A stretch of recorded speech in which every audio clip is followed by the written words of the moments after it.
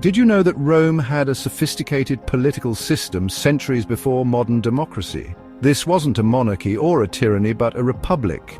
The Roman Republic. It was a bold experiment in self-governance, a daring attempt to balance the interests of the powerful and the aspirations of the ordinary citizen. But this grand experiment was not without its flaws. It faced challenges that threatened to tear it apart from within. Our story begins with a legend, the tale of Romulus and Remus. Abandoned as infants, they were said to have been nursed by a she-wolf. This act of survival, steeped in mythology, foreshadowed the tenacity of the Roman spirit. Romulus, after a fateful encounter with his brother, founded the city of Rome on the Palatine Hill in 753 BC. This act marked the birth of a civilization that would change the course of history. Early Rome was a humble settlement, a collection of villages scattered across the 7 hills. Life was harsh, resources were scarce, and survival was a daily struggle. Yet even in these early days, the seeds of greatness were being sown. The Romans were practical, known for their discipline, organization, and determination. They understood the importance of unity and cooperation, essential traits for a people facing constant threats. Recognizing the need for structure and stability, the Romans established the Republic, a new form of government that would become a cornerstone of their civilization. The story of the Roman Republic is a tapestry woven from threads of triumph and tragedy, of remarkable expansion and bitter internal strife. It's a story of ambitious leaders, cunning strategists, and courageous warriors who shaped the destiny of an empire. From their early struggles against neighboring tribes to their eventual dominance over the Mediterranean world, the Romans left an indelible mark on history. We'll witness the clash of empires in the Punic Wars, a titanic struggle against the Carthaginians that tested the limits of Roman resilience. We'll delve into the intrigue and power struggles that consumed the late Republic, as figures like Julius Caesar rose to prominence, challenging the very foundations of Roman society, experienced the assassination that sent shockwaves through the ancient world. And from the ashes of the Republic, we'll witness the rise of the Empire, a new chapter in Roman history marked by both unparalleled prosperity and the seeds of its eventual decline. Join us as we explore the rise and fall of ancient Rome, a civilization that continues to captivate and inspire us centuries later. Our journey begins not with legions and emperors, but with a humble village clinging to the banks of the Tiber River. Picture a time when the rolling hills of central Italy were a patchwork of forests and pastures, dotted with small settlements. This was Latium, a land inhabited by various Italic tribes, each vying for control of fertile land and vital resources. Amidst these tribes, a small village emerged on the Palatine Hill, destined to shape the course of Western civilization. This was Rome in its infancy, a far cry from the sprawling metropolis it would become. The early Romans were not alone in this land. To the north lay the Etruscans, a powerful and sophisticated civilization that exerted considerable influence over the fledgling Roman settlement. Their art, architecture, and religious practices left an indelible mark on Roman culture. To the south, the Greek colonies, with their vibrant culture and democratic ideals, provided both inspiration and rivalry for the ambitious Romans. Surrounded by such influential neighbors, the Romans absorbed elements from each, adapting and transforming them into something uniquely their own. Unlike many ancient civilizations that relied on professional armies, Rome's early strength lay in its citizen soldiers. Every able-bodied man served, dropping his plough when duty called. They defended their homes, families, and self-governance. The Roman phalanx, adapted from the Greeks, suited Italy's terrain. Their success came from strategic thinking and adaptability. This led to the unique political model, the Roman Republic. The Roman Republic was a complex system designed to prevent the concentration of power in any one individual or group. At its core was the Senate, a council of elder statesmen who advised the magistrates. This system aimed to ensure no single individual could become too powerful. The early republic balanced the patricians and plebeians. Plebeians fought for greater political representation. Their struggle led to new laws and institutions. With a stable government, Rome turned outward. They embarked on conquests, transforming into a dominant Mediterranean force. Early expansion focused on consolidating control over the Italian peninsula. The Roman army, hardened by years of warfare and guided by skilled commanders, proved to be a formidable force. Their legions, highly disciplined and expertly trained, marched across Italy, subduing city after city. Yet the Romans were not simply conquerors, they were also builders and administrators. They understood that true power lay not just in military might, but also in the establishment of a lasting peace and the integration of conquered peoples into their growing republic. As Rome expanded, it encountered new cultures, new ideas, and new challenges. The conquest of Greek colonies in southern Italy exposed the Romans to the cultural achievements of the Hellenistic world, influencing their art, literature, and philosophy. These encounters, while enriching Roman culture, also presented new challenges, forcing the Romans to adapt their political and military institutions to manage a growing and increasingly diverse empire. The seeds of Rome's future greatness were sown during these early centuries of expansion. The challenges they faced, the victories they achieved, and the lessons they learned would shape the destiny of the Republic and lay the foundation for the rise of an empire that would dominate the Mediterranean world for centuries to come. But as Rome's power grew, so too did the internal tensions and external threats that would test the very fabric of their society. At the heart of the Roman Republic stood the Senate, composed of elder statesmen from influential families. Yet the Senate was not the sole arbiter of power. The Roman people demanded a voice in their governance. They gathered in the forum to debate and protest. This balance between Senate power and the people's will defined the Republic. The early Republic was not without its internal struggles. The patricians, with their wealth and lineage, held a disproportionate amount of power, controlling key political offices and influencing the Senate's decisions. The plebeians, though possessing the rights of citizenship, often found themselves at a disadvantage, their voices drowned out by the clamour of the elite. This disparity ignited a series of social and political conflicts known as the conflict of the orders. In a bold act of defiance, the plebeians, frustrated by their marginalized status, withdrew from Rome, effectively paralyzing the city and forcing the patricians to acknowledge their demands. This dramatic act, known as the First Plebeian Secession, demonstrated the power of collective action and the importance of addressing the grievances of the common people. It resulted in the creation of the office of the Tribune of the Plebs, a position designed to protect the interests of the plebeians and ensure their voices were heard. The tribunes, elected solely by the plebeians, possessed the power to veto laws and decrees deemed harmful to their interests. This newfound political leverage gradually shifted the balance of power, granting the plebeians a more prominent role in the governance of the Republic. The conflict of the orders, though marked by tension and compromise, ultimately strengthened the Republic, demonstrating the importance of social mobility and political representation in maintaining a stable and prosperous society. While the Romans grappled with internal political reforms, their legions were steadily expanding the Republic's borders. Driven by a combination of ambition, strategic necessity, and a growing sense of destiny, the Romans engaged in a series of wars that transformed them from a regional power into the dominant force in Italy. Their disciplined legions, employing innovative tactics and superior organization, overcame formidable adversaries including the Samnites, the Etruscans, and the Gauls. Unlike many empires of old, the Romans understood that true power lay not just in conquest, but also in consolidation. They offered conquered peoples a stake in Roman society, extending citizenship rights and integrating them into the fabric of the Republic. This pragmatic approach, combined with their military prowess, fostered a sense of unity and loyalty amongst the diverse peoples under Roman rule, laying the foundation for a lasting peace and unparalleled prosperity. To secure their expanding dominion, the Romans embarked on ambitious infrastructure projects, constructing a network of roads, aqueducts, and fortifications that connected the far-flung corners of their growing empire. These feats of engineering not only facilitated trade and communication, but also served as symbols of Roman power and ingenuity, leaving a lasting impact on the landscape and shaping the development of Western civilization. As Rome consolidated its hold on Italy, Carthage emerged as a formidable enemy from the west. The Punic Wars tested Roman resilience and shaped the Mediterranean world. Hannibal Barca, a brilliant Carthaginian general, led his army across the Alps. His daring invasion caught the Romans off guard. Hannibal's tactical genius shone at the Battle of Cannae. The Punic Wars pushed Rome to the brink. Yet the Romans refused to surrender. They adapted and rallied behind their leaders. The Punic Wars ultimately propelled Rome onto the world stage.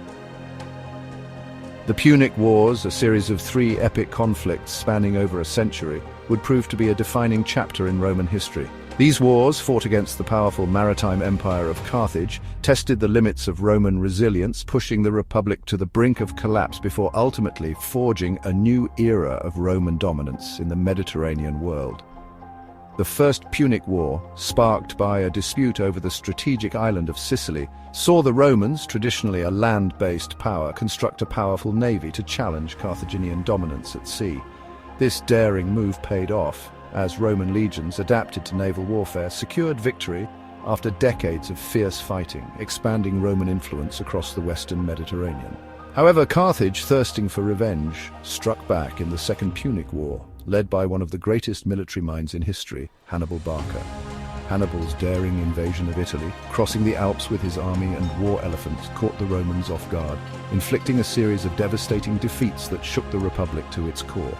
For over 15 years, Hannibal's army rampaged through Italy, his strategic brilliance and tactical acumen outmaneuvering Roman legions time and again. The Battle of Cannae, a masterpiece of military strategy, saw Hannibal's forces encircle and decimate a larger Roman army, sending shockwaves through the Republic and pushing it to the brink of despair.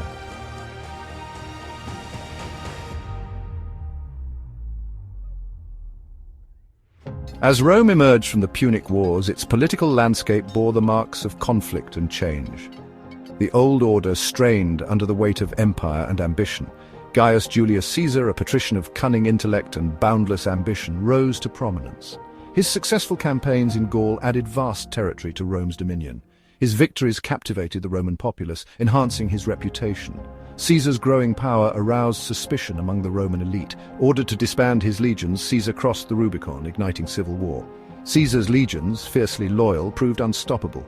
His victory at Pharsalus cemented Caesar's position as Rome's master. Caesar returned to Rome as dictator for life, enacting reforms and centralizing power.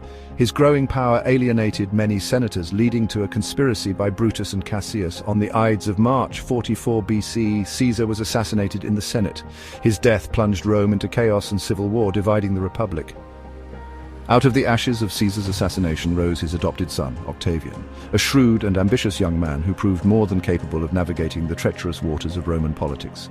Octavian, allied with Mark Antony, Caesar's loyal lieutenant, hunted down the assassins and their supporters, crushing their rebellion and avenging Caesar's death. However, the alliance between Octavian and Antony proved short-lived. Ambition, fueled by power and the allure of Cleopatra, Queen of Egypt, drove a wedge between the two men, leading to a final showdown at the Battle of Actium in 31 BC. Octavian's forces triumphed, crushing Antony and Cleopatra's hopes of a new Roman-Egyptian empire. With his rivals vanquished, Octavian, now granted the title Augustus, meaning revered one, emerged as the undisputed master of the Roman world, shrewdly consolidating his power while maintaining the facade of republican tradition. Augustus ushered in a new era, the Roman Empire, an empire built on the foundations of Caesar's ambition and Augustus's political acumen. Augustus, learning from the mistakes of his adoptive father, presented himself not as a dictator but as a first citizen, restoring order after decades of civil war and ushering in a period of unprecedented peace and prosperity known as the Pax Romana. Under Augustus's leadership, the Roman Empire flourished. The Pax Romana, or Roman peace, brought unprecedented prosperity and cultural achievement. Roman legions secured vast borders, expanding the empire. Trade routes flourished, bringing wealth to Rome. Roman engineers built roads, aqueducts, and public buildings. Roman culture, influenced by Greek traditions, thrived. Writers like Virgil and Ovid inspired generations. Playwrights entertained with comedies and tragedies. Structures like the Colosseum and Pantheon showcased Roman engineering. The Pax Romana marked the zenith of Roman power. Yet, beneath its golden age, seeds of decline were sown. Imagine stepping back in time, finding yourself amidst the vibrant tapestry of ancient Rome. The air hums with activity, a symphony of clanging metal, boisterous laughter, and the intoxicating aromas of spices and freshly baked bread. The streets paved with stone teem with a diverse population, wealthy patricians in flowing togas, humble plebeians in rough-spun tunics, foreign merchants peddling exotic goods, and slaves going about their master's bidding. For the wealthy elite, life in Rome offered a level of comfort and sophistication unmatched in the ancient world. Their homes, spacious and luxurious, boasted indoor plumbing, heated floors, and courtyards adorned with fountains and sculptures. Their days were filled with leisure activities, from attending the theatre and gladiatorial games to indulging in lavish banquets and philosophical discussions. However, for the vast majority of Rome's inhabitants, life was a far cry from the opulence enjoyed by the elite. The urban poor, crammed into crowded and often dangerous insulae, faced a daily struggle for survival. Their work, often grueling and poorly paid, barely provided for their basic needs, yet Despite the disparities in wealth and living conditions, Rome's citizens shared a common pride in their city and its achievements. The grandeur of Roman architecture, the efficiency of its infrastructure, and the spectacle of its public entertainments fostered a sense of collective identity, uniting Romans from all walks of life.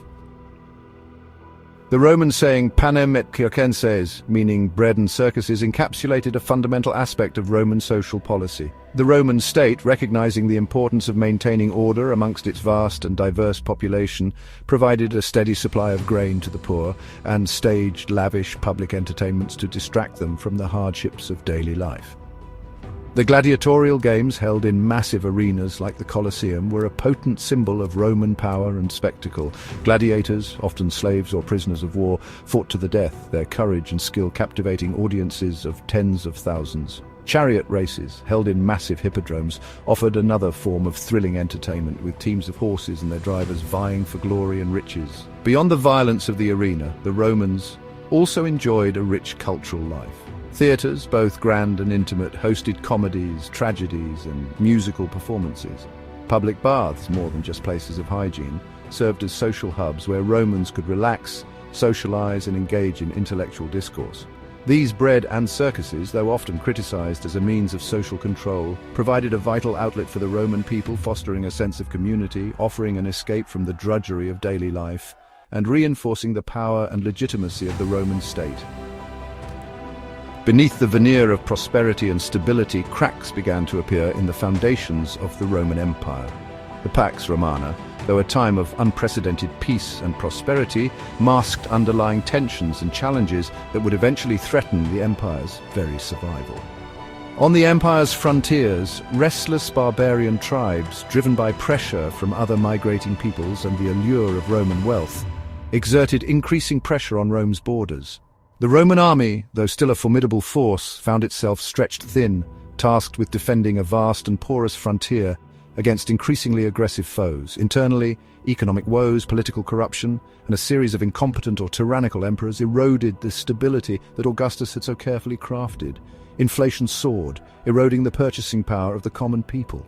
Political instability, marked by assassinations, coups and civil wars, became a recurring theme, further weakening the empire's ability to respond effectively to its challenges. The Roman Empire, once a beacon of stability and prosperity, found itself grappling with a confluence of internal and external threats that threatened to unravel the very fabric of its society. The stage was set for a period of decline and upheaval that would transform the Roman world.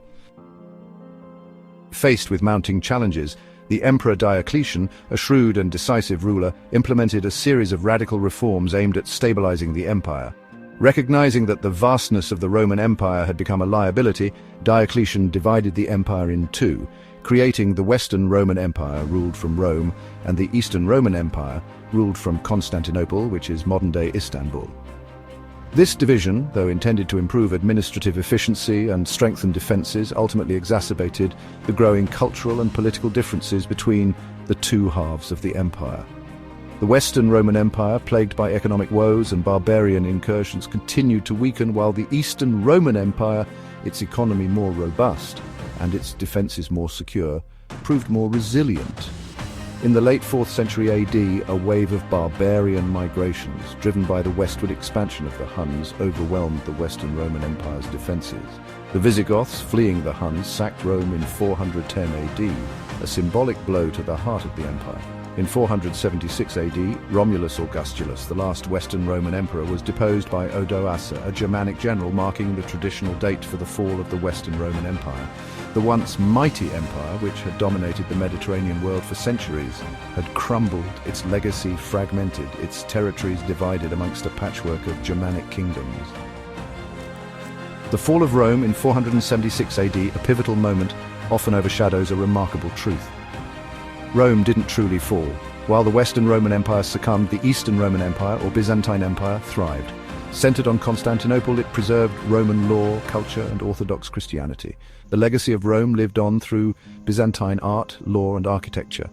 Its influence shaped European law, inspired architecture, and fueled the Renaissance. The legacy of Rome extends far beyond ruins and artifacts. It lives on in our language, laws, architecture, and even concrete.